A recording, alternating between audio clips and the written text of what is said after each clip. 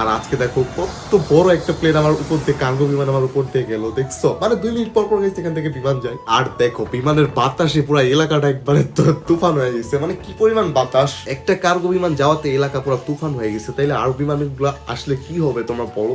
তো দেখতে পারতেছো কি অবস্থা হয়ে গেছে গাইস। বিমানের যে সাউন্ড ভাই, আত্মা মাত্রা কাইবা জিতেছে, এত মাথার নিচ দিয়ে যাচ্ছে। আর গাইস ওই 2টা প্লেন ল্যান্ড করলো, দেন চায়না বিমানটাকে যাওয়ার জন্য পারমিশন দিল। এখন এই বিমানটা টেক অফ করবে, মানে 2টা বিমানের জন্য আটকাই ছিল। তো দেখতে পারতেছো সেটা এখন রানওয়েতে যাচ্ছে টেক অফ করার জন্য। আর গাইস যারা যারা এখন পর্যন্ত ভিডিওটা দেখতেছো, একটা লাইক করে দাও, এত কষ্ট করে তোমাদের জন্য ভিডিও বানাচ্ছি, একটা লাইক করে দাও।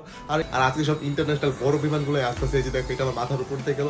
মানে সব বড় বিমানগুলো কিন্তু কুয়াশার জন্য আটকাই ছিল, আর অন্য সময় কিন্তু সব ছোট বিমানগুলো থাকে মানে বাংলাদেশের। আর আজকে এগুলো সব কিন্তু ইন্টারন্যাশনাল। ওই যে একটা প্লেন আইতেছে আমাদের পিছন দিয়ে, দেখতে পাচ্ছো গাইস? ওই যে দেখো একটা প্লেন আসতেছে, এটা হচ্ছে ইউএস বাংলা, ঠিক আছে? মানে দেখো একবারে আমার মাথার উপর দিয়ে যাবে, এই যে দেখতে পাচ্ছো কত নিচ দিয়ে যায়, শুধু দেখো একবারে গাইস আমার মাথার উপরে, দেখছো? বেশি ভালো করে দেখাইতে পারলাম না এটা।